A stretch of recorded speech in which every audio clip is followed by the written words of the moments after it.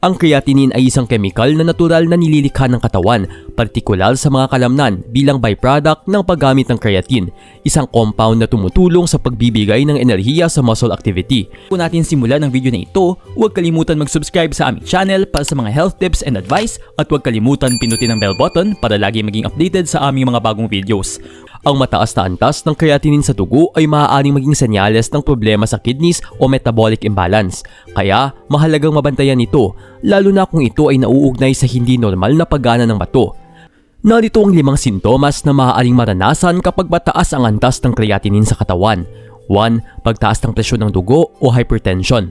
Ang mataas na creatinine level ay maaaring magdulot ng pagtaas ng blood pressure. Kapag naapektuhan ang kidney function, nahihirapan itong i-regulate ang fluid balance at hormone production, na maaaring magresulta sa mas matinding pressure sa blood vessels at dagdag na trabaho para sa puso. 2. Pagbabago sa ihi. Ang kulay, amoy o dami ng ihi ay maaaring magbago kapag mataas ang creatinine. Maaaring mapansin ang maitim na kulay, malakas na amoy o presensya ng malabuhanging residue sa ihi. Ito ay maaaring senyales ng impeksyon o pagbagal ng kidney filtration. 3. Pagkahilo at panghihina. Kapag hindi na mahusay na naisa sa ayos ng kidneys ang mga waste products gaya ng creatinine, maaaring makaranas ng pagkahilo, matinding pagkapagod at panghihina. Ito ay dahil sa toxic buildup sa katawan na naapektuhan ang normal na function ng iba pang organs tulad ng puso at utak. 4. Pagbabago sa timbang. Ang hindi maayos na metabolism dulot ng mataas na creatinine ay maaaring magresulta sa biglaang pagdagdag o pagbawas ng timbang. Maaaring may kaugnayan nito sa fluid retention o pagkawala ng gana sa pagkain na karaniwang nangyayari sa mga may problema sa bato.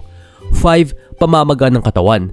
Ang pamamaga ng paa, binti o mukha ay karaniwang senyales ng fluid retention, isang indikasyon na nahihirapan ang kidneys sa pagtanggal ng sobrang likido sa katawan. Ito ay kadalasang kalakip ng pagtaas ng creatinine sa dugo. Kung nararanasan mo ang isa o higit pa sa mga sintomas na ito, huwag ipagwalang bahala. Maaaring senyales ito ng problema sa kidneys at mataas na antas ng creatinine. Agad na kumonsulta sa doktor para sa tamang pagsusuri at gamutan. Nag-enjoy ka ba sa video ito? Please hit the like button and subscribe sa aming channel para sa iba pang video tulad nito. Salamat sa panunood!